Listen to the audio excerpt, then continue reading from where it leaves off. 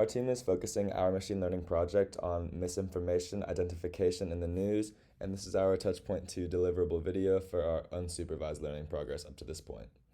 So first I'll start by giving an outline of the type of data we've been working with.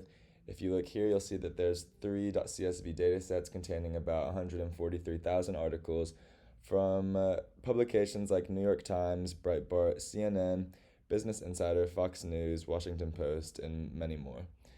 So for this unsupervised learning portion, we were curious as to which themes are most prevalent in our datasets, and so we wanted to run a topic modeling to divide similar relevant words from our articles into various clusters. So in order to begin this process, we started by loading in our datasets and then reading the .csv files. And as you can see, once we did this, each one of these rows corresponds to a different article from these datasets, and they contain corresponding fields like ID, title, publication, author, and content. Later we'll see that we're just interested in the content, and we repeated this for all three of the .csv files. So afterwards, in order to ensure that only relevant words are being considered for our clustering algorithm, we wanted to clean out any noise words from these articles. Content. We did so by parsing through the articles and deleting any non-nouns from the content of these articles, since we believe that topics are almost always nouns and using any other words would not be of much use here. So after calling df.head on all of the data frames, we now have our new data sets, and as you can see here inside of the content, all the non-nouns have been removed.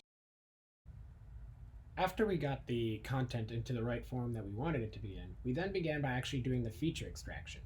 When we used the feature extraction, we actually performed a term frequency inverse document frequency vectorizer on it. Here you can see the code for how we accomplished that.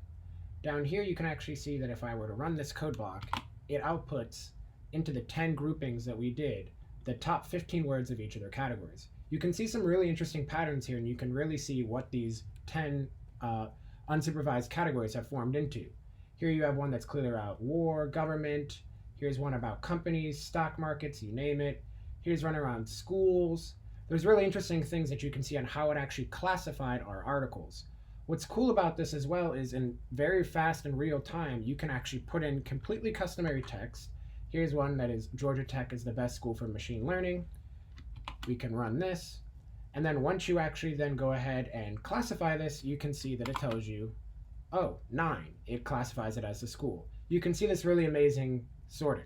So overall, we found the system works really well for classifying these articles in an unsupervised manner. Our main shortcomings had to do with actually storing these large article CSVs. We first tried storing them on GitHub large file system storage, and then we ran into troubles there blowing out our limit, so we moved them to Google Drive, and we're trying to solve other shorthands like this so that we can run this in a more reliable fashion.